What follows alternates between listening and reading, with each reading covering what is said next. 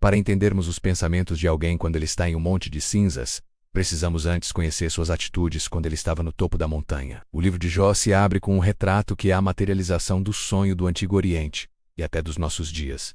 Jó não era apenas abençoado. Ele era o arquétipo do homem bem-sucedido, íntegro e piedoso. A Bíblia nos dá as dimensões exatas de seu trono. Uma prosperidade material quase que ilimitada. Cerca de 7.000 ovelhas, 3.000 camelos, 500 juntas de bois, 500 jumentas. Ele era o maior de todos do Oriente. Uma família próspera e unida, com 7 filhos e 3 filhas, que se reuniu em banquetes constantes, simbolizando comunhão e alegria. Seu prestígio social e autoridade em sua comunidade. Ele era respeitado. Um juiz nas portas da cidade. A voz da sabedoria e da justiça. Sua integridade espiritual inquestionável. O próprio texto, e depois o próprio Deus atestam um homem íntegro e reto, temente a Deus e que se desviava do mal. Jó era tão meticuloso que oferecia holocaustos por seus filhos, em caso se tivessem pecado e blasfemado contra Deus no coração. Da perspectiva da psicologia positiva, Jó estava no ápice do que chamamos de florescimento humano. Ele tinha todos os pilares deste processo: emoções positivas, engajamento, relacionamento, significado e realização. Sua identidade estava perfeitamente alinhada com seu sucesso e sua piedade. A psicologia nos alerta, porém, que uma identidade construída sobre circunstâncias externas é uma identidade frágil. É o que chamamos de autoestima contingente. O sofrimento de Jó vai desmontar essa construção, o levando a uma crise identitária profunda, mas necessária para sua vida. Jó vivia no que chamaríamos de evidência máxima da bênção divina. Sua vida era um círculo virtuoso perfeito. Mas e se todo esse sistema fosse na verdade um teste em si mesmo? A pergunta que pairava no céu era: Jó serve a Deus por causa de Deus ou por causa dos presentes de Deus? Vamos agora deslocar nossa narrativa para o Conselho Celestial. Aqui, somos introduzidos ao verdadeiro motor da história. Um diálogo, um desafio entre Deus e o adversário, o acusador Satanás. Deus, em sua soberania, apresenta Jó como o caso exemplar. Observaste o meu servo Jó? Porque ninguém há na terra semelhante a ele. Satanás, porém, lança suspeita que corrói a raiz de toda adoração aparente. Acaso Jó não teme a Deus em vão? Em outras palavras, ele realmente te serve de graça? Será que não teria nenhum interesse nisso? Satanás então propôs a Deus que tirasse a cerca de proteção de Jó, removesse os presentes, e então o Criador veria a verdadeira face do seu servo admirado. Pois desta forma, sem dúvida, Jó passaria a amaldiçoar a face de Deus. A acusação de Satanás toca em um conceito central da psicologia da motivação. Temos a motivação extrínseca, quando é impulsionada por recompensas externas como bênçãos, conquistas e reconhecimento. Enquanto que também existe a motivação intrínseca, que vem de dentro do que percebemos ter realmente valor em nossas vidas. E para Jó seria a motivação de amar a Deus por quem ele é de fato. E Satanás, nesta narrativa, acusa Jó de ter apenas uma motivação extrínseca, ou seja, um amor não genuíno, mas sim pelo interesse. Deus, então, ao permitir o teste, está validando a possibilidade de uma motivação intrínseca pura, mesmo em um ser humano. E aqui está o cerne da permissão divina. Deus não estaria testando Jó para ele mesmo saber a resposta. Deus conhece o coração de Jó.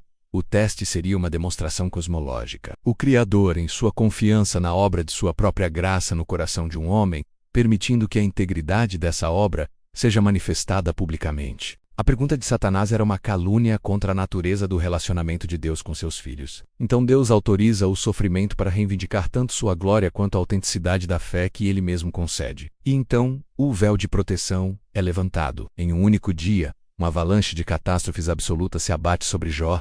Ele perdeu todos os seus bens para saqueadores, e outros também queimados em um grande incêndio. Perdeu ainda todos os seus 10 filhos, sob os escombros de uma casa destruída. Diante de toda essa tragédia, a reação inicial de Jó foi de um luto profundo e uma fé inabalável. Eu saí do ventre de minha mãe, e também voltarei para lá. O Senhor me deu, e o Senhor me tomou. Bendito seja o nome do Senhor. Satanás então pediu uma segunda investida, a permissão para tocar nos ossos e na carne de Jó. A segunda onda das forças do mal foi mais íntima e mais cruel. O servo de Deus foi atingido com chagas malignas da sola do pé até o alto da sua cabeça. Ele se sentava nas cinzas, raspando suas feridas com um caco de telha. Agora o sofrimento era físico, doloroso, humilhante e constante. Aqui Jó experimenta o que a psicologia chama de trauma cumulativo ou complexo.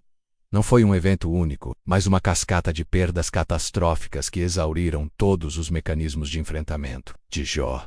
Sua reação de fé no primeiro processo de perdas pode ter sido vista como um mecanismo de enfrentamento primário, reforçado na ancoragem em suas crenças. Porém, a dor física crônica tem um profundo impacto na psique, levando a um risco elevado de depressão maior, o que hoje entendemos como sofrimento neuropático e inflamatório. Neste ponto, Jó já estava no limite da resistência humana. Se o sofrimento de Jó tivesse sido apenas material e físico, já seria incomensurável, mas Deus permitiu ainda uma última camada de refinamento, talvez a mais dolorosa: o colapso do consolo humano. Quando seus 3 amigos chegaram para consolá-lo, o silêncio deles por 7 dias havia sido seu maior ato de sabedoria. Porém, quando abriram sua boca, passaram a transformar a dor de Jó em verdadeira tortura. Eles partiram de uma teologia perigosa, a doutrina da retribuição, muito defendida ainda na comunidade cristã. Se estava havendo sofrimento extremo, significava que também estaria havendo o pecado extremo. Eles então tentaram forçar Jó a uma confissão que ele não podia fazer. Aqui a narrativa de Jó ilustra um dos fenômenos mais dolorosos estudados pela psicologia social e da saúde: a revitimização ou o trauma secundário. Em vez de oferecerem uma efetiva validação emocional, o simples ato de reconhecer e legitimar a dor do outro, os amigos de Jó ofereceram a sua invalidação. Eles passaram a negar a realidade subjetiva do servo de Deus. A psicologia mostra que a invalidação emocional é um dos fatores mais correlacionados com o agravamento de transtornos de humor e a sensação de isolamento. Além disso, os amigos exemplificaram a atitude de mundo justo, a crença de que as pessoas recebem somente aquilo que merecem. Essa crença, embora dê uma sensação de controle ao observador, se torna devastadora para a vítima, pois reforça ainda mais sua culpa. O grito de Jó é o desespero de quem precisa não de explicações, mas de presença empática e de apoio. A dor é compartilhada. O sofrimento é solidão, e Jó está completamente só. Então, devemos entender que Jó se entregou? Ele de fato blasfemou como Satanás previu? A resposta é, sem sombra de dúvidas, um não. Mas sua jornada não foi de uma fé estoica. Foi uma fé que lutou, que clamou, que debateu, que questionou. Jó nunca amaldiçoou a Deus. Ele amaldiçoou o dia de seu nascimento. Ele clamou por um mediador. Ele exigiu uma audiência com Deus. No capítulo 31 do livro, ele fez o juramento de inocência mais detalhado da Bíblia. Vemos nele negação e raiva. Muita raiva, direcionada a Deus e aos amigos. Percebemos o reflexo de uma depressão profunda e, finalmente, a sua aceitação de que precisava de uma resposta de um nível superior. No fundo do sofrimento, Jó estava em uma busca frenética por significado. Ele passou a rejeitar os significados falsos oferecidos pelos amigos. Sua saúde mental, em meio à crise, foi preservada justamente por sua luta honesta e sua recusa em aceitar respostas superficiais. E então, no auge dessa busca, ele pronunciou a fé que transcende toda a psicologia humana. Porque eu sei que o meu Redentor vive, e que por fim se levantará sobre a terra. E depois de consumida a minha pele, contudo ainda em minha carne verei a Deus. Jó capítulo 19, versículos 25 e 26. A ciência pode até mapear a crise, mas somente a revelação de Deus pode fornecer a esperança que a transcende. Satanás estava completamente errado. Por fim, então, Deus respondeu, mas não do modo que Jó ou seus amigos esperavam. Ele não apresentou uma lista de pecados para prestar contas, mas propôs ao seu servo uma reflexão. O discurso de Deus realizou um processo terapêutico divino. Primeiro, ele expandiu o campo de consciência de Jó. A terapia cognitivo-comportamental trabalha para corrigir pensamentos distorcidos. Deus foi além e mostrou a Jó que seu problema não estava em um pensamento distorcido, mas um contexto de compreensão pequeno minúsculo. Ele curou a depressão de Jó não com um antidepressivo, mas com uma dose avassaladora de admiração. Deus substituiu a autorreferência de Jó, quando questionava, por que eu estou sofrendo? Para uma nova maneira de enxergar o universo. Para aquele homem passar a contemplar a glória do Criador, quem ele era no universo e na vida de Jó. E este é sempre o verdadeiro objetivo de Deus em qualquer situação de sofrimento da sua criação. E foi assim com seu servo. Deus deseja se revelar a Jó,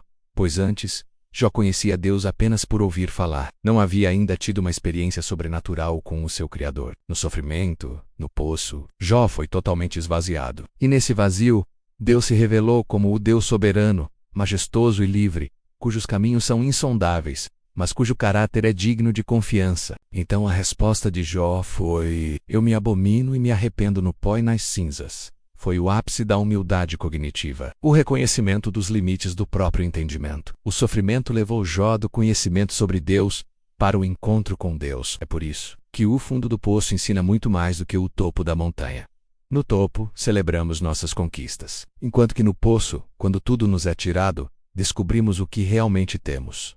Ou melhor, quem realmente nos tem. A psicologia pode nos levar à beira do abismo, mas só o encontro com o divino pode nos dar asas para voar sobre ele. A história de Jó nos deixa, portanto, não com uma fórmula para evitar o sofrimento, mas com uma promessa para atravessá-lo. A promessa de que no centro do redemoinho da nossa dor mais profunda, quando todas as vozes humanas falham, incluindo a nossa própria, existe uma voz que pode ser ouvida. Não uma voz que apenas explica, mas uma presença que se revela. O verdadeiro milagre do livro de Jó não é a restituição de seus bens no final, mas a transformação de sua alma no processo. Ele saiu do poço não apenas restaurado, mas renomeado, conhecendo a Deus não como um conceito distante, mas como um Redentor vivo, majestoso e íntimo. Obrigado, de coração, por nos acompanhar até o final desta jornada profunda. Que a história de Jó não seja apenas uma narrativa antiga, mas um espelho para a nossa própria caminhada. Que venhamos a nos lembrar que mesmo quando tudo parecer perdido, nossa honestidade diante de Deus e nosso clamor por Ele não seja um sinal de fracasso, mas o solo fértil onde uma fé mais profunda e um conhecimento transformador podem nascer. Leve essa esperança consigo. Não se esqueça de deixar seu like no vídeo e se inscreva no canal. Até o próximo encontro.